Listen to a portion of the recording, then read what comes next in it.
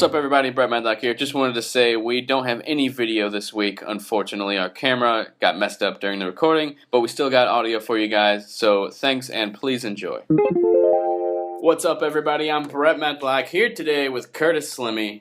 We're back again for Talking Telltale, episode 10. Every week we take one episode from a Telltale series. Right now we got two going at the same time. We're going through The Walking Dead Season 2 and Tales from the Borderlands. Of course, with CJ, I'm going through The Walking Dead.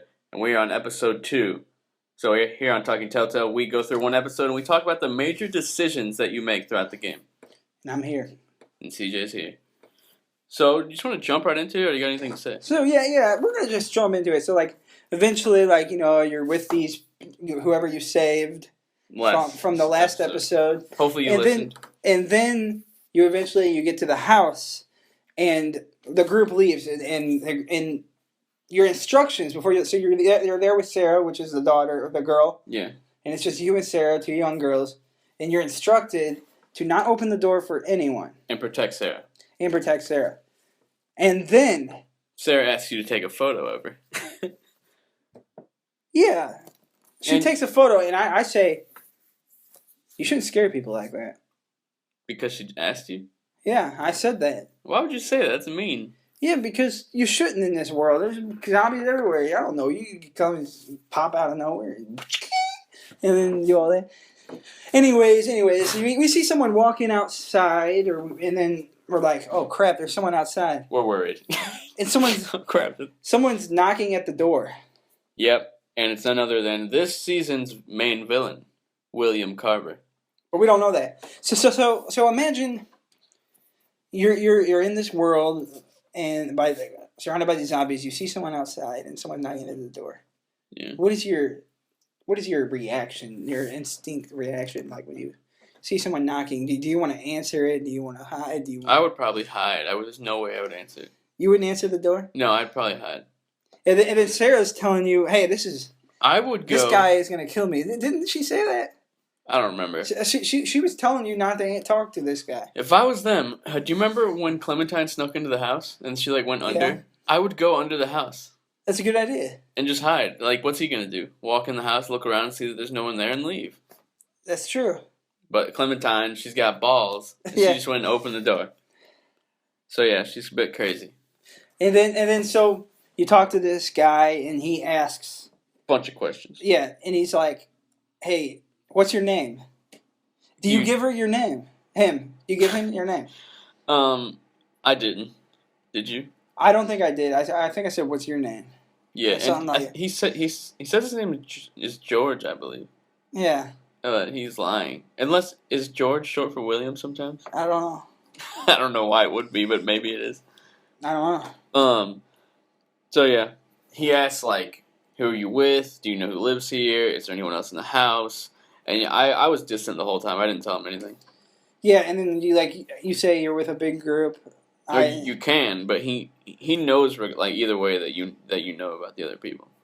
So imagine you're in this situation again. You're in this world, and some random guy is at the door, forces himself in. I mean, that's kind of weird. Yeah, that'd be scared. That whole conversation, I remember the first time I played it, was super intense. Yeah, and he says, "Are you with anyone?" What do you say? I told him no. You said you're not with anyone? Yeah, I just lied about the whole thing.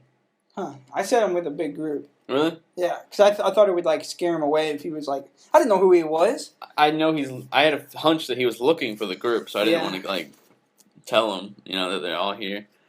But he asks you he asks you if you have any idea who these people are, because he obviously knows what group you're with, and he says, "Do you know these people?" And would you say you know these people? Well, he basically figures out that you're lying, and then I think the only options are the fact that you acknowledge that you're actually with these people. Yeah, but do you say you know? Do you say you oh, you know them? He's like, do you know these people? Do you say yes or no? I would just say no, because I mean, what if this guy is a good guy? You never know with Telltale. Yeah, that could be it could be a good guy, a bad tricking guy. You. Most of the time, until there's a reason not to, I'm honest. This guy was a little sketchy. Yeah. And then you he sees the picture of the girl that you just took. Yeah. So. Sarah. Yeah. So he knows right there that. And she's part of the group that he's looking for. Yeah, so from that picture he knows that they're there, like they were there. And then he sees the guy's jacket on the couch and says, "That looks familiar." Then he leaves. Yeah, he leaves. Like he doesn't hurt you, he doesn't harm you, he just leaves. So that was pretty nice. And then your new group comes back. And then you all decide to leave, and they're like, "What? He was here?" There's like a huge argument. Yeah, and then but we say that he saw the picture. And we told him, hey, here's the picture. And he gets angry with Sarah about this picture. And you have the opportunity to take the blame. Yeah. Or you can let Sarah, be at fault for this picture. What would you do? I took the blame. I didn't, because you know what? We're like opposite on every single thing. I didn't. I don't know her. I don't know these people. I'm not about to risk your. I mean, it's not that big of a deal. You're just saying, I took the picture of her. Like you're two little girls. I always remain I know you. I don't. You don't want any problems or anything. I don't want to take. I took a personality test and. Recently? Yeah, like the other day, because my sister wanted me to take it because it's like this professional personality test with a bunch of questions. Oh, really? It turned out I was a harmonizer. So you just want everything to be fine. I hate conflict, is what it said. Everyone knows you hate conflict. Let's be honest. You don't stand up for yourself. Or anyone else. Yeah, or for anyone else. I stay out of it. You just back away slowly into the dark. That's what I'm trying to do in these games, but it always pulls me into these situations that you don't want to be in. Yeah.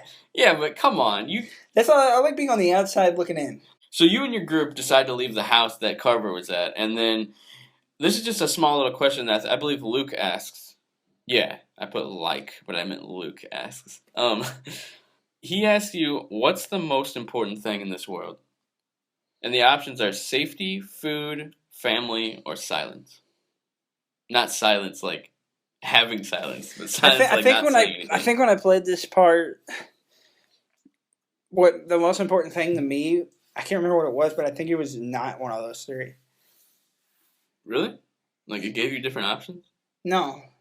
It was something that I wasn't able to choose. Oh, so were you silent? This is a moment where I paused the game and I thought to myself, what is the most important thing to me in this world? It got really real. It hit you hard. And I'm trying to remember what I concluded, but I remember I concluded that it wasn't any of those three. So what'd you pick? Was it silent? I'm pretty sure I picked family, because I couldn't pick what I really thought it was. Yeah. Because I picked family, but what's the point of safety and food if you don't have family? Yeah, but what sucks is Clem doesn't even have family. Life is meaningless. Here we go. If you live only for yourself. You already said that every episode. So after that, they keep walking and they get to this bridge and they see a guy standing on it with a gun who is seemingly a threat. But then they walk up to him. He's the nicest guy in the world. I know, he's seemingly a threat. They walk up to him and this is, I want to say, the nicest, most accepting, kind-hearted man in Telltale history. He's like, yeah, I got some food. Yeah, do you guys need some help? Yeah, I can give you all this stuff. Yeah, just take all my clothes off my back. I'll do anything for you guys. Yeah. Yeah, and what sucks is that the guy behind you, for some reason, thought he was scary and shot him. He dies. Because he was holding a gun. He's like the nicest guy in the world. Okay. I felt bad. Okay, so did you at all, when they were talking about it after, did you at all feel like that it makes sense why he shot him? Yeah, because he was holding a gun, but he wasn't pointing it at him. He was a little bit. No, he was holding to the side whenever he shot him, and then once the other guy pointed the gun, he pointed it back. Okay, why did he think? Did a part of him want to shoot him just to shoot him? Because he's kind of crazy in this world. Yeah. Kind of how some of these police officers are in real life. Like, did he just? I don't know. Like, did he think this was an opportunity? And their ability to just okay, yeah, they had a little conflict with it when they were on the bridge, and their ability to just let it go and just walk away. Well, what I'm saying is that they were so comfortable, like they're so used to death. Like this would have been like in my life a huge thing, and I wouldn't have left that. This guy died and fell off the bridge. They shot him, and they were able to just move on. And, Yeah, they didn't really think about it. Walk away from the bridge. There was a little conflict, and when they got off the bridge, they talked about it, and they had a little argument. Yeah, and then it was like nothing. But then they just moved on, like because in this world, killing a guy isn't the worst thing, or like it wasn't as big as a deal it is now. Like now, if that happened, like it'd be like a trial at court. And just a bunch of long days of discussion, and people would actually care. Like these people, that they felt bad, but they didn't really seem affected by it. Like Clem, she didn't even really seem affected by it. She's a little girl. It's like, oh yeah, this guy died. It sucks, but oh well, we gotta continue moving. Like yeah, it's crazy. They shot the nicest guy in the world. He is the nicest guy in Telltale history. He didn't even know these people. He was offering food, a place to stay. In the matter of like 20 seconds. He's like, you don't look like assholes. Yeah, and then he died. Yeah. Yeah. So. And then after that, they look around and it's a can of peaches. And... Yeah, okay. So we got to what's up with the peaches? The girl on the peaches. Okay, so in this segment, the guy says, hey, Clementine, this girl looks like you on this can of peaches. And it does. Mm-hmm. And Clementine makes a face like, uh-oh, or something like that. Like, was Clementine, she just thought about it. And then it happens again. And yeah, so I didn't really think about it the first time. And then when it happened again, I'm like, are they trying to hint that, like, Clementine was a model for these peaches? Like, I'm so confused. I don't think that's true. I don't think they meant anything deep or anything. I don't think it meant anything beyond what it was. I think they just wanted to add a coincidence in the storyline. Like, just... For no reason, just, hey, this girl... Because it's interesting to think about. It could be a little humorous because it happened twice in a row. Yeah. Like, it's just a little, like, relief from everything else. Her face, there's something about it. She's like, uh-oh, they're going to know my dark past of being a model for peace. I thought, like, it would become more relevant to the story. Like, I thought maybe, like, this would be, like, an ongoing thing. But, it was just twice in this episode, and then... I don't know what it was. Maybe we're forgetting, or we could be wrong. Maybe they do resolve that. Maybe no, they don't. They don't? No, they don't say anything else about it. No. Okay, I just think it was weird to include it then. I know, but it's kind of funny, so it's fine with me. What was next? Kenny's back. Oh yeah, the big reunited. So last season we kind of spoiled the fact that Kenny was going to be back, but. I should have mentioned at the very beginning once again, because I can't stress that enough. Do not watch this unless you've played The Walking Dead Season 2. Yeah. So, yeah, Kenny returns. The only other character that we've seen from Season 1. How did you feel when you first saw him for the first time you played it? I couldn't believe it. I was actually really happy, because I didn't really like Kenny. You weren't spoiled, like, you didn't know it I didn't know. Did you? Okay. No. Okay, yeah, so... I didn't really care for Kenny that much in the first season, unlike you guys were like best buds with him and Lee, but it was still nice to see a familiar face. It was so awesome because he was part of the original group. I know, but my Kenny didn't really care about Clementine or Lee. Yeah. So it was like, oh, okay. Then all of a sudden, like Clementine and Kenny are cool. Like they're just happy to see each other, which makes sense. Yeah. So. Then you walk around the house, talk with everyone. Yeah, then you find out that the lady, what's her face? The pregnant lady. This episode we came prepared. Her name is Rebecca.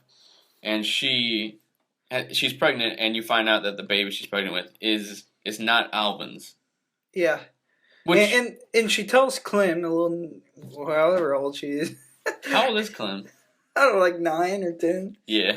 And here's the thing. I'm a harmonizer, and I hate conflict. Oh, my God. Harmonizer. I'll listen to this, but this is not drama I want to be a part of. Of course. Look, we don't know if she cheated on him or if... They used to be a thing. We don't know, like... what where she was in life, like when this happened, or like. I think that she's with Alvin, the guy, and then she cheated on Alvin with William Carver. And how am I? Like I tried to be comforting, but how am I supposed to help? Like you got yourself in this mess. She's just venting, dude. And so I'm just gonna let you deal with your mess. You hate helping people. No, I don't hate helping people. Yeah, but you're a harmonizer. You don't want to be in anyone's like stressful life or I don't want to be a part of conflict. Then you play these games. So I try as best as I can to. So as you're walking around, Clem starts to have a hunch that the guy that they killed on the bridge was a part of their group because they were telling Clem that their guy is out on the bridge and he'll be back soon. So again, you have to really put yourself in this situation. You're with it's in the zombie world. You killed someone, and then now these people are helping you. Yeah, that's. And you find out you killed their friend. Do you want to tell them, or no? I think they should because it would be obvious. They should have told them right off the bat.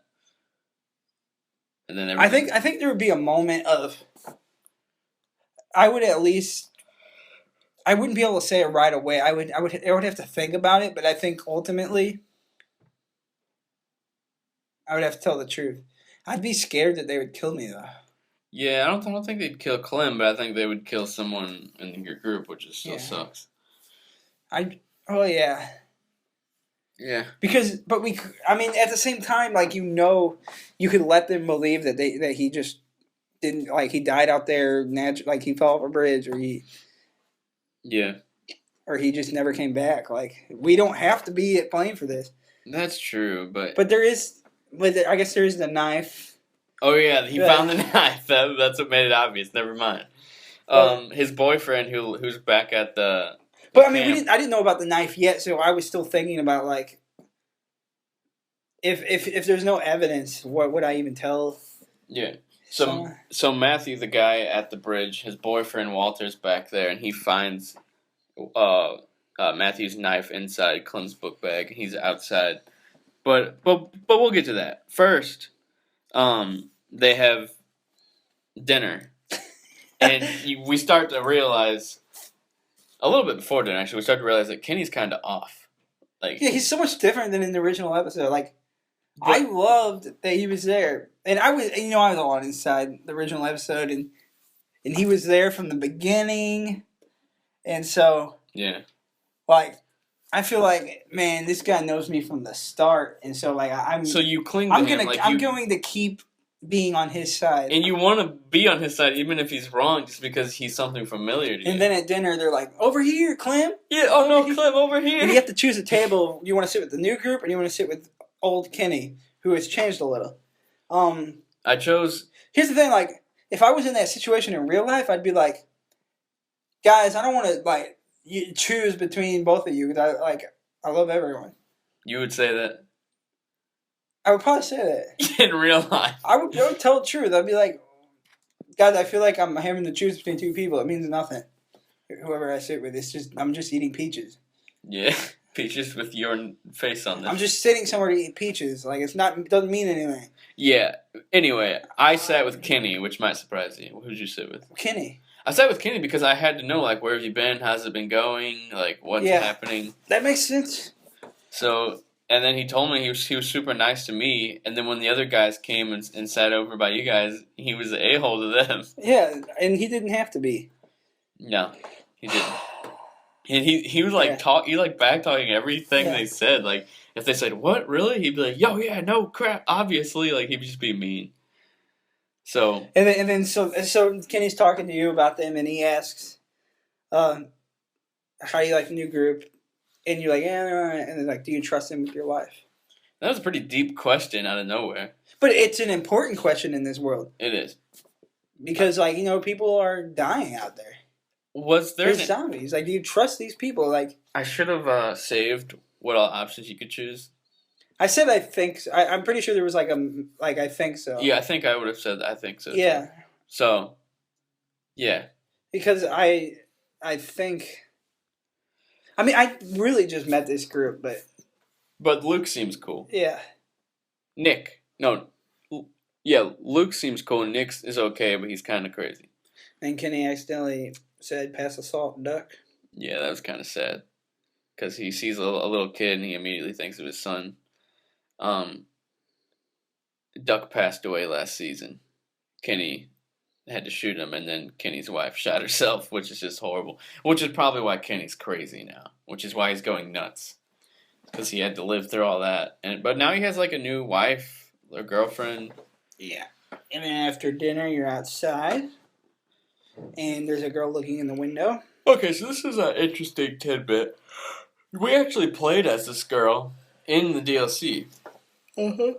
And then go on a couple years later, and she is with Carver's group. And it's kind of weird that we played as a girl who would end up becoming like a bad guy.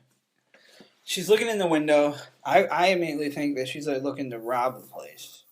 Yeah, but she's really convincing and nice. Yeah, and then she's really nice. And then Kenny gives her some food for her family. Yeah, and then she leaves. And then, no. But she was actually just scouting out the place. She looks at him. Oh.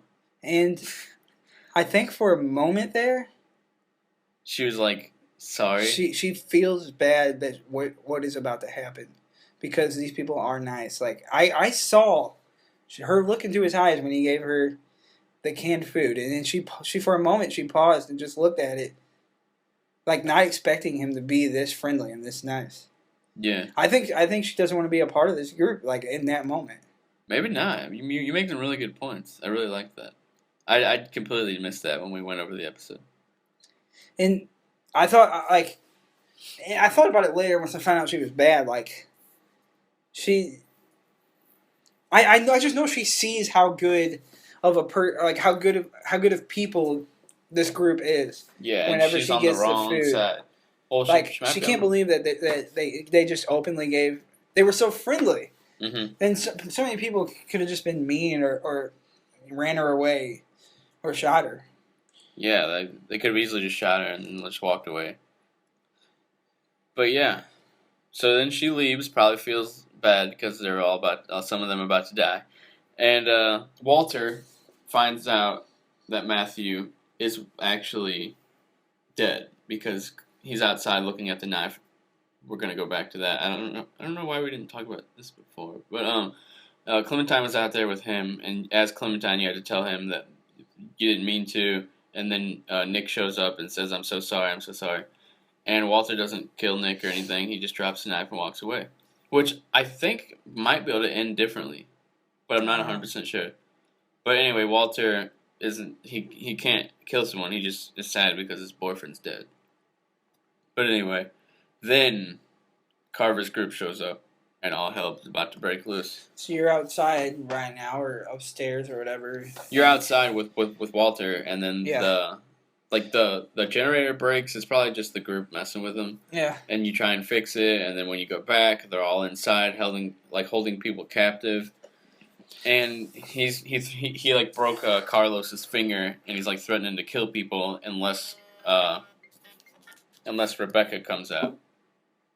So you're deciding what you're gonna do. Like, are you gonna like put Rebecca out there? Are you gonna go try and find Kenny and Nick or Luke? And then, well, here's the thing. You have to put yourself in this situation in real life. Yeah. And so you have to think. Imagine it was me. I'm Brett's. I'm a good friend of Brett. So imagine me. He says, "Come out, or he'll like break my fingers or kill me." Well, let's say just break my fingers. Yeah. He'll break my fingers, like one at a time. Show your face, or that happens. Do you show your face and risk being captured with me? Or do you let my fingers break and you leave? Because I think if you leave, you got a better chance of helping me afterwards. Yeah, but he could kill you while I'm gone. Yeah. And he actually, if you leave out the window to go try and find Kenny, he kills Walter. No, he doesn't kill Walter. He kills someone. He totally kills someone. I can't remember who it is. But I left when I was Clementine. I left. I didn't show my face because I felt like I could help more not being captured by them. Yeah. Oh, yeah. Because I wrote it down. Carver kills Walter. So Walter's dead and his boyfriend's dead. So that at least they're up in heaven hanging out. And then I went and found Kenny. And Kenny's like, hey, this is going to be a risky shot. And it's like, because it's Carver holding Walter? Carlos. William is holding Carlos. Yeah, that's what it is. And so, do you tell Kenny to take the shot, risk, like, friends being killed? Yeah. Or do you take the gun or tell him not to shoot? I took the gun. Me too. I feel like, again, I would rather my friends be captured and me being unseen so I could help them later than me just being captured with them now. You know what I mean? Yeah. And then at that moment, William Carver takes Rebecca, the pregnant girl, and leaves. And that's the end of the episode. That is the end of the episode, and this has been Talking Telltale episode 10. And sorry we did not have video this week. The camera is messed up, but next week we'll have video. Me and Brett, since there's no camera, we're going to kiss right now. Yep. Here we go. We didn't really. Just kidding. We wouldn't do that. We did. Anyway, I'm Brett Medlock. He's Curtis Slimmy. That was weird. I don't know if we should put that. We will talk to you guys later. I'm totally putting that.